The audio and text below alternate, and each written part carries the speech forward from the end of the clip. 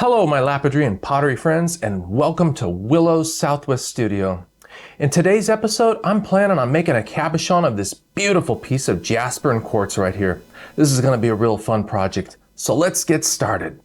But before we jump into this, let's quickly go over the basics of safety. First up, we definitely want to protect those eyes, so make sure you've got a good pair of safety goggles. This is definitely a must. You don't want any of those small little fragments that may chip off to wind up flying in one of these eyes and doing some damage. So protect those eyes and wear some safety goggles. The next thing you might want to consider is a good pair of gloves. I've got these rubber gloves here. Unfortunately, I won't be using those for this demonstration today because it's going to make things a little bit difficult to operate the camera. But normally, you'd want to protect those hands. And finally, make sure you're working in an environment with plenty of airflow. If you're working in a closed environment, I would highly recommend wearing a respirator or some kind of a mask because you don't want to be breathing in any of that rock dust. We're going to be using some water, but I still highly recommend wearing that respirator. So here's our rock specimen that we're going to be working on. This is absolutely beautiful. Look at those neat quartz veins in here and this beautiful red, and it gets dark red there. Oh boy, guys, this is an awesome specimen. If you've been watching the channel for a while, you know the drill. What we're going to do for this is we're going to take these corners and we're going to bevel those out first. That's going to give us a nice starter for our dome. And then we're going to go here along the long axis and rock it back and forth to shave this section off. And then finally we'll do the short axis this way here and we'll shave these sides off, and this is when we're really going to get a nice dome forming. We'll have 4 peaks, 1, 2, 3, 4. That we'll address by grinding those down, and then that'll be the home stretch where we just get the imperfections all ground out. So let's get started on this. As you can tell, I've got a dopping stick already loaded on here. This is some dop wax.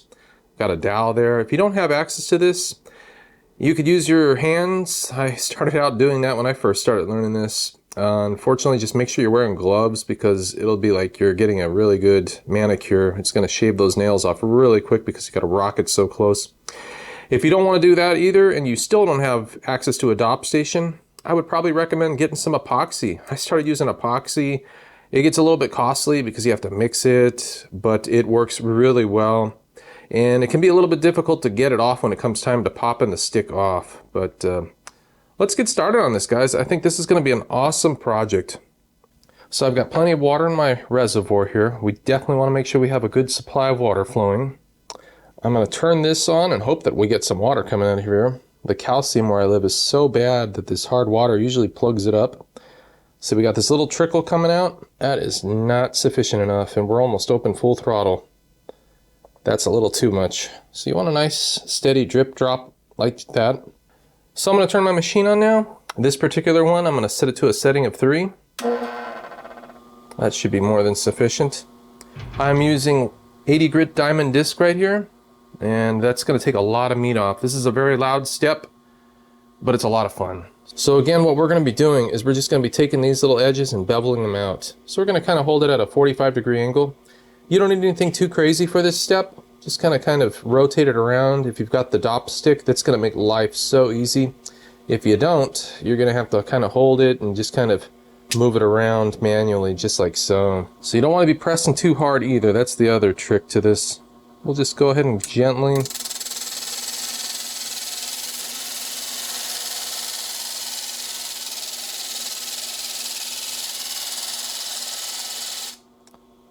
keep rotating around. You can kind of see we're getting a little bit of a bevel forming here. Very subtle. This Jasper is a really hard material, so this is probably going to take a while, this step. Just take your time on this.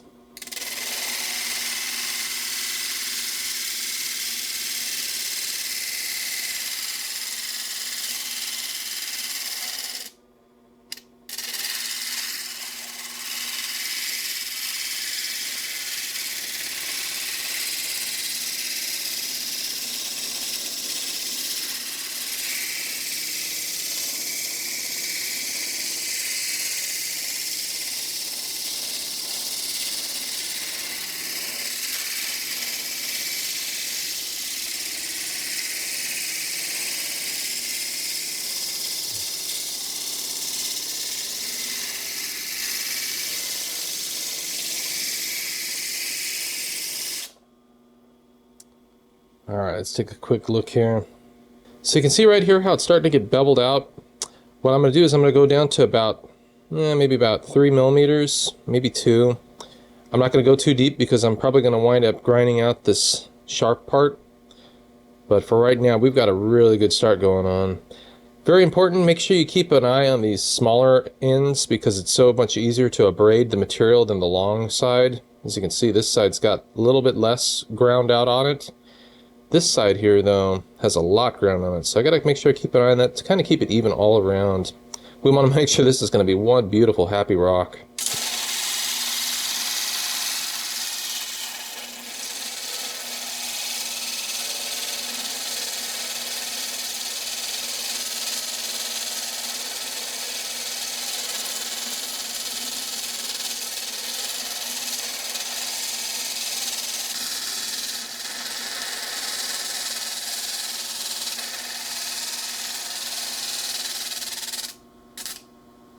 All right, let's take a close look at this.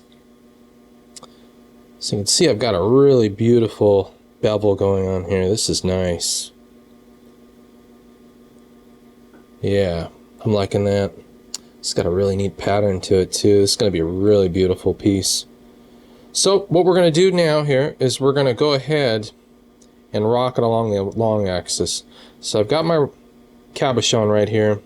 And my finger, let's just pretend that's going to be the disc.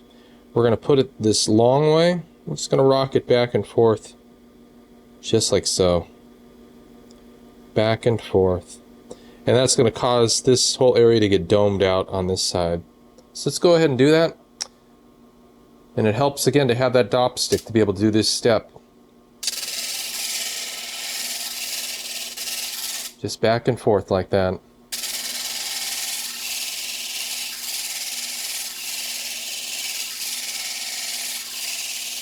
Make sure you pay special attention. You don't want to go too deep, though. That's the really tricky part here. So just pay attention to where you're at.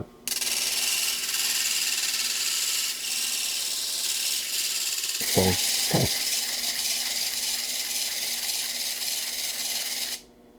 All right, let's take a look at this. All right, this has a really smooth feel to it, just what I'm looking for. You can see how it's starting to dome out this way. If we look at it this way, though, it's still really square. So we're going to work on this next step, which is going to be the back and forth on the short axis here. And for this, we're going to do the short axis. We're just going to rock it back and forth this way. It's going to be awesome. Just keep it moving around, just like we did with the long axis, but it'll be the short axis this time.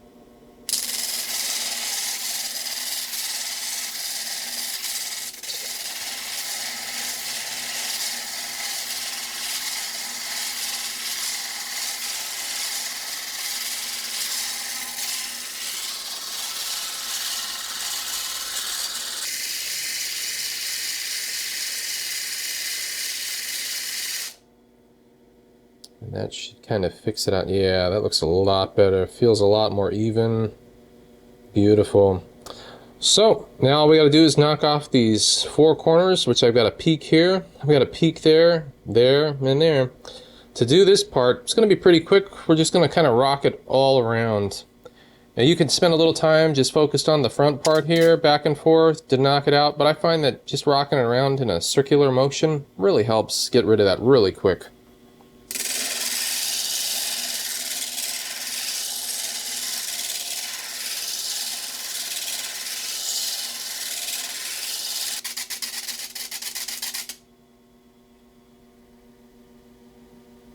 Yeah, it feels pretty good. Let's take a look here.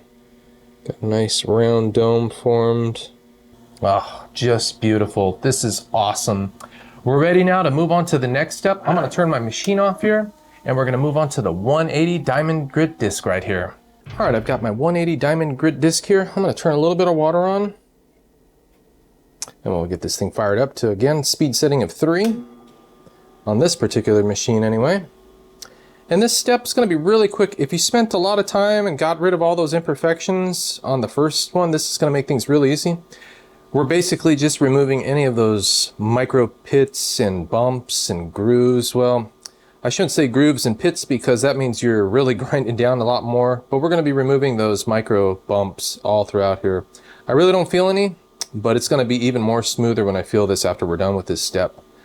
So just make sure you keep it rocking around as much as you can. You don't ever want it to let it sit still in one spot because you're going to start flattening it out. So just make sure you move it around. You can even be really crazy if you want to too. Just keep going around, but just keep that rock moving.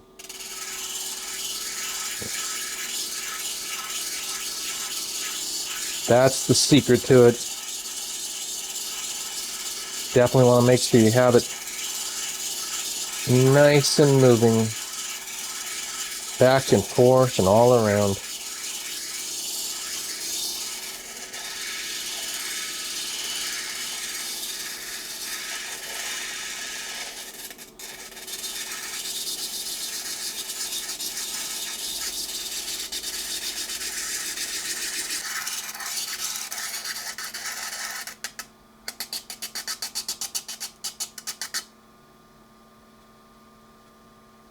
Oh, that is beautiful. Very smooth, really nice. This is looking awesome. Now this shine is actually from the water. It's still really matte if that was to dry off. This is looking super awesome. We're ready to move on to the brown disc. So let's go ahead and get that installed real quick. Oh, I just love this Jasper. So I've got my brown disc installed right here. Add a little bit of water for this. This is kind of a fabric pad, so it takes a little while. You definitely want to make sure it gets wet. Turn this to about maybe 2.5. What I like to do is add a little bit of extra water onto it and take a flat slab that I have and just kind of help press that water into the pad. It's going to get it nice and wet. I don't need this guy anymore, so I can set him back aside. And again, for this step, it's going to be just as quick as the last one. We're going to make sure we keep it rocking back and forth as much as we can.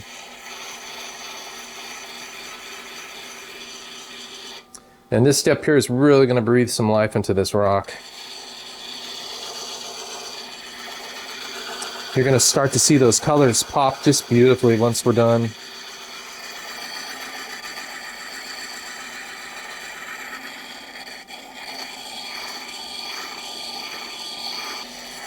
All right, let's check this out. Oh, that is just beautiful. You can see we've got a nice, beautiful matte finish starting to form here. I see a lot of sparkles in this. I think there's some hematite in that. That is beautiful. Oh, I love that. So you can kind of see at the bottom right here, we've got some beautiful flashes.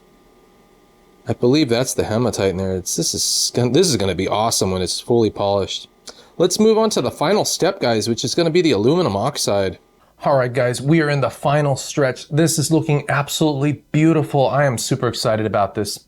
I've got here my felt pad that has aluminum oxide laced into it, and we're getting ready to do that final step. Right here, I've got a squirt bottle of distilled water. I don't want to use any kind of contaminated hard water for this final step because it will reintroduce some scratches and other imperfections that I'm probably not going to like. So what I'm going to do is just squirt this onto the pad. And I've got another little flat slab right here that I'm going to help just kind of smear it into the pad here like so. All right, we'll just spritz a little bit more. Just kind of rub this in just a bit more. That'll get it nice and wet. You don't want to add too much aluminum oxide to this pad. I've been using this one for quite a while and it's still got enough life left in it, which is nice. But if your polished job is not getting that polished well, you may have to add a little bit more. There we go. We'll turn this on. Really slow speed setting. I'm only using 2 for this one. And then I've got my beautiful cabochon right here that we're just going to kind of let it float on by like a happy little cloud. Just really peacefully. No pressure at all. When this starts to dry out, you'll notice your cab start to grip really heavy in here. If you're not finished, you may have to spritz a little bit more distilled water onto the pad just to keep it flowing just nicely. And again, just really light and just let it float on by. Nice and happy. You can see that water kicking up, so I may have added too much water to my pad. And make sure you want to get those angles. Make sure you keep it moving around. And again, it is super important to use that distilled water for this step. Otherwise, you might have some bad times. All right, I feel it gripping again. Let's see how it looks. Oh man, look at that. It's got a nice, beautiful luster to it. Oh, I'm happy with that. Wow. All right, the beautiful thing about dop wax is it should just snap off real easy. This one's going to be a little bit stubborn though, I can feel it. All right, just like that. And you can see, did not leave any residue, which is a bonus. If you're using epoxy, it's always going to leave a really bad residue that you're going to have to grind off. I've got my 180 grit diamond disc reinstalled over here, and we're going to do a little bit of final work on this. So I'll go ahead and turn this on, push that back in a little further. I don't know how it crept out so far. Want it slow speed of about 2. And what I'm going to do is I'm going to tack these edges here, just kind of bevel them out very subtly. And I probably should also get rid of this stencil line that I have here. And if this is where it comes in handy to have some gloves, because getting this off this plate is going to be a little tricky.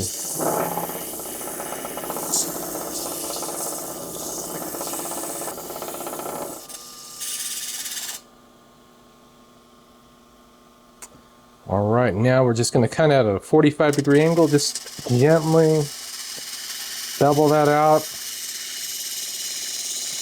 And you want to be very delicate because you don't want to introduce those chips at this stage. Overall, we knocked out all the little sharpness on this. Now what you can do here is you can go ahead and go through those same steps we went through earlier and get this nice and polished up on this bottom side. You definitely want to do that if you're making like a pendant or something like that.